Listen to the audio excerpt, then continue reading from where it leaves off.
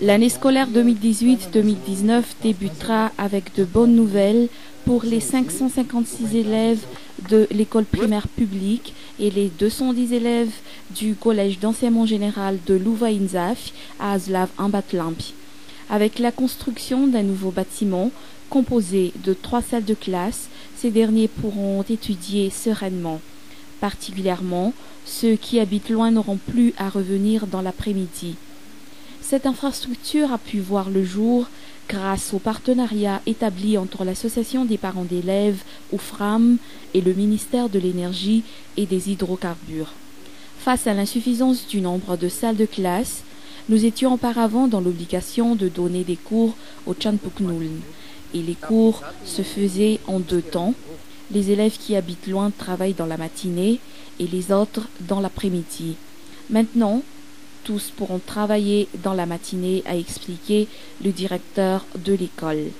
À l'occasion, le ministre de l'Énergie et des Hydrocarbures, Lantoniana Rassoulou-Elson, a souligné la place importante qu'occupe l'éducation dans le développement du pays, tout en affirmant que les habitants de Azlav qui ont accepté de donner de ces terres pour le bien-être de l'ensemble de la population malgache devraient en bénéficier.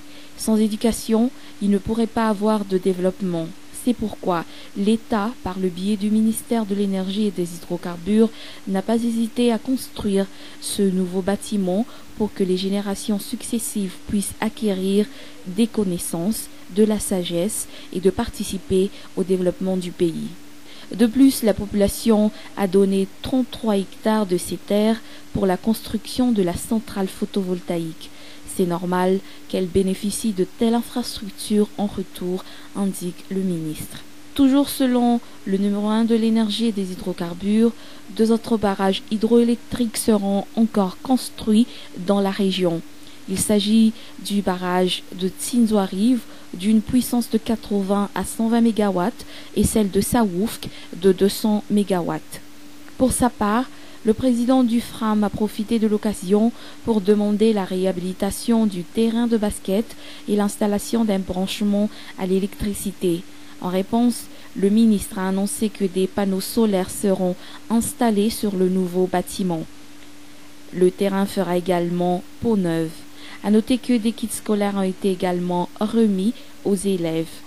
En marge de la cérémonie, le ministre a tenu à apporter des précisions sur les coupures d'électricité qui ont survenu dans la nuit du mardi 25 septembre dernier. Cette situation a été causée par un problème d'approvisionnement en carburant qui ne devrait pas durer, précise le ministre, qui appelle toutes les parties prenantes à adopter un comportement responsable.